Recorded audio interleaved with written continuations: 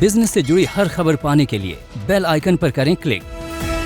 नमस्कार, आप देख रहे हैं बिजनेस टुडे। मैं हूं साक्षी बत्रा और अब कुछ ही दिनों में यूनियन बजट 2022-23 पेश हो जाएगा और उम्मीदें बहुत ज्यादा हैं कि इस बार भी बजट में कुछ ऐसे कदम उठाए जाए जिससे ओवरऑल इकोनॉमी में ग्रोथ को बढ़ावा मिले, कंजम्पशन दोबारा से रिवाइव हो और डिमांड को भी बढ़त मिले। ये कुछ की कंसर्न्स हैं जो लगातार हम आपको बताते आ रहे हैं और एक्सपर्ट्स भी मानते हैं। लेकिन डी स्ट्रीट, स्टॉक मार्केट्स और इन्वेस्टर्स के लिए क्या कुछ खास आ सकता है आने वाले बजट में, यही बातचीत करने के लिए इस खास चर्चा को हमने शुरू किया है। मेरे साथ एक बहुत खास मेहमान जुड़ चुके हैं। मयूरेश जोशी है हमारे साथ, head of research William O'Neil India से। मयूरेश जी, बहुत बहुत स्वागत है बिजनेस टुडे पर आपका और बहुत शुक्रिया अपना समय हमारे साथ देने के लिए।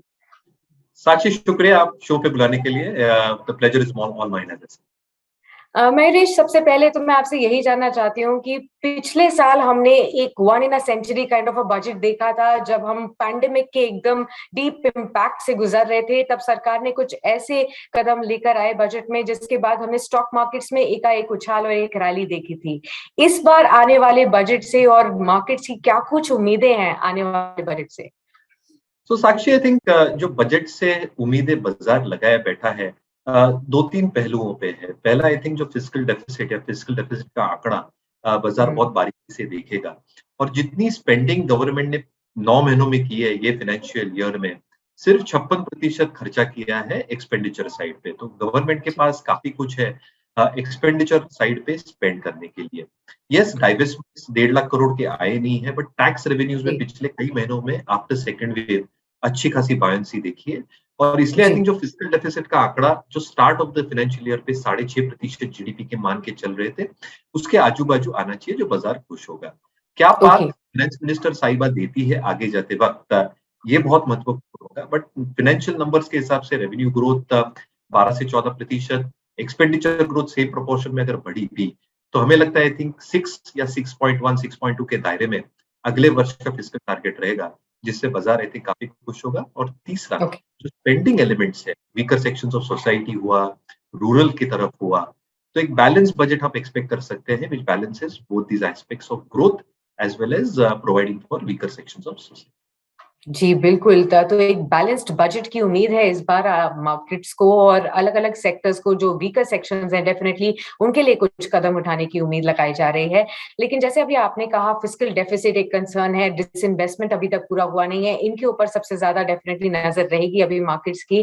जो लगातार एक स्पेसिफिक अगर कुछ कदम की हम बात करें जिसमें मार्केट्स एक्साइट हो सकता है और आगे की रैली और बढ़ सकते हैं, क्योंकि ऑलरेडी अभी हम देख रहे हैं मार्केट्स में थोड़ी बहुत वॉलिटिलिटी आ चुकी है, उतार चढ़ाव का माहौल है। तो ऐसे में कोई एक स्पेसिफिक कदम आप बता सकते हैं जो मार्केट्स उम्मीद कर रहे हैं बजट से, अगर वो आए तो मार्केट्स में अच्छी चाल देखने को मिले?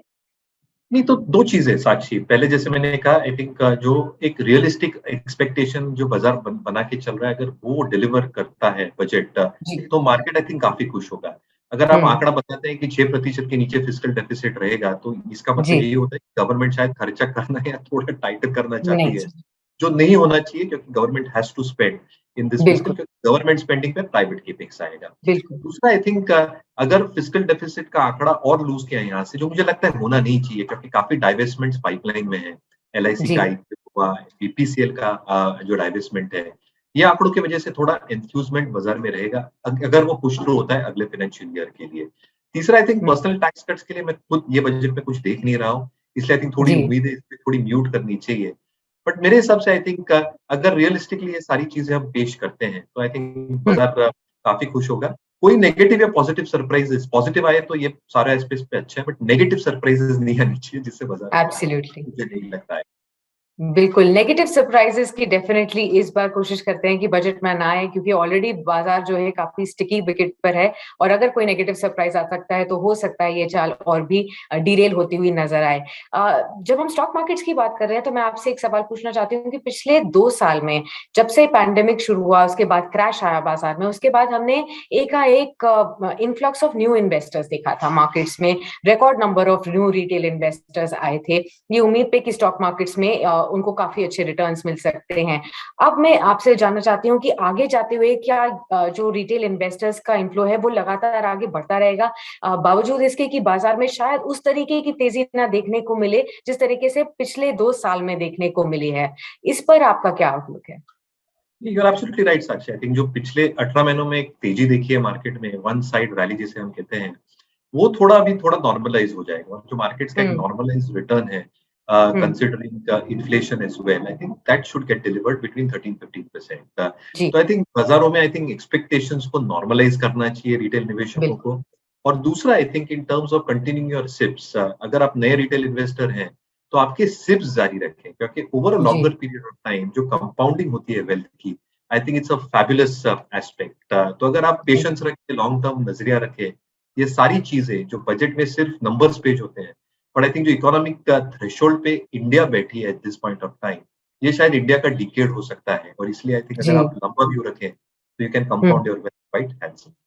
जी, आपने बहुत अच्छी बात बताई महेश कि ये हो सकता है इंडिया का डेकेड हो और ऐसे में ज़्यादा से ज़्यादा भारतीय अगर पार्टिसिपेट करें इंडिया की ग्रोथ में स्टॉक मार्केट्स के ज़रिए फाइनेंशियल प्रोडक्ट्स में इन्वेस्ट करके, तो ज़ाहिर-सी बात है उनकी भी काफ़ी ज़्यादा ग्रोथ हो सकती है। लेकिन अभी भी हम देख रहे हैं बावजूद इसके कि record number of flows of new investors आए हैं, बावजूद इसके बहुत ही कम परसेंटेज इंडियंस अभी भी इन्वेस्ट करते हैं किसी फाइनेंशियल प्रोडक्ट में।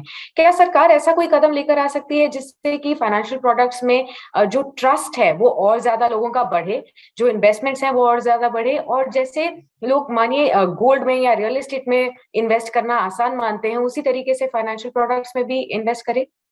एब्सोल्युटली आई थिंक सरकार बजट में क्या अनाउंसमेंट्स लाएगी ये थोड़ा कहना मुश्किल होता है इसके लिए, बट आई थिंक जो एक फाइनेंशियलाइजेशन ऑफ सेविंग्स है टुवर्ड्स हुँ। इक्विटी या स्टॉक मार्केट्स, आई थिंक इसकी जो लर्निंग्स आ रही है मार्केट में, आई थिंक जी। बखूबी रिटेल इन्वेस्टर्स के पल्ले पड़ रही है। दूसरा आई थिंक हुँ। जैसे एजुकेशनल एस्पेक्ट्स और बढ़ेंगे, मुझे लगता है हुँ। जो फ्लो ऑफ रिटेल इन्वेस्टर्स हैं ये बढ़ते ही जाएंगे। एक जी। उदाहरण देता हूँ आपको, जितने डीमैट खाते डबल हुए हैं, a majority of those are millennials. तो आप सोच सकते हैं कि जो एंथुसियाज्म मार्केट्स में मिलेनियल्स को खींच के लाया है, जी। अगर आप नॉर्मलाइज करें एक्सपेक्टेशंस और लंबा नजरिया रखें, तो मुझे लगता है I think more and more retail investors will come into the. Absolutely. इसके अलावा एक और एस्पेक्ट जो हर बार मार्केट्स देखते हैं आने वाले बजट से, वो ये देखते हैं कि इन्वेस्टमेंट्स कितने ज़्यादा बढ़ेंगे, खास तौर पर प्राइवेट इन्वेस्टमेंट्स कितने ज़्यादा बढ़ेंगे, कैपेक्स साइकिल कैसे शुरू होगा, जिससे ओवरऑल एम्प्लॉयमेंट पर भी फ़र्क पड़े और एंड रिजल्ट्स काफ़ी ज़्यादा अलग-अलग सेक्टर्स पे पड़ता है। तो इसको लेकर क्या कुछ उम्मीद लगाई जा सकती है इस बार के बजट से? बिल्कुल, तो जितना केपेक्स स्पेंड्स या कैपिटल अकाउंट पे जो कैपिटल एक्सपेंडिचर इंफ्रास्ट्रक्चर पे, आई थिंक ये बढ़ते ही जाएगा और ये अच्छा खासा एलोकेशन होगा ये हुँ। बजट में भी। होता क्या है साक्षी कि जैसे एलोकेशंस बढ़ते हैं और जैसे केपेक्स का एक साइकिल स्टार्ट होता है, जिसे हम टेक्निकल टर्म्स में ग्रॉस फिक्स कैपिटल फॉर्मेशन कहते हैं। जैसे सरकार खर्चा करते जाती है, एक मैन्युफैक्चरिंग में तुल मिलता है।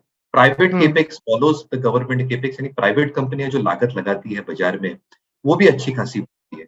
अगर लागत लगती है, प्रोडक्ट्स हो, गुड्स हो या सर्विसेज हो, उसके लिए एम्प्लॉयमेंट जनरेट होता है। जैसे बिल्कुल। एम्प्लॉयमेंट जनरेट होता है और जैसे इनकम जनरेट होता है, तो कंजम्पशन पैटर्न्स बढ़ते हैं और ये सारा बिल्कुल। जो साइक्लिकल खेल होता है मैन्युफैक्चरिंग, प्रोडक्शन, कंजम्पशन का, ये जीडीपी जी। को आई थिंक सपोर्ट करता है। तो I think absolutely agree. Absolutely.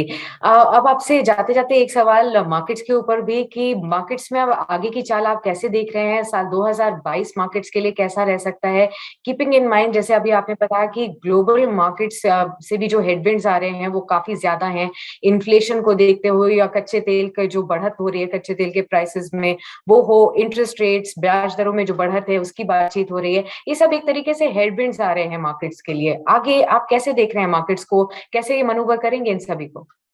तो एब्सोल्युटली ये सारी हेडविंड मार्केट को फेस करनी पड़ेंगी ये फाइनेंशियल ईयर जी। में।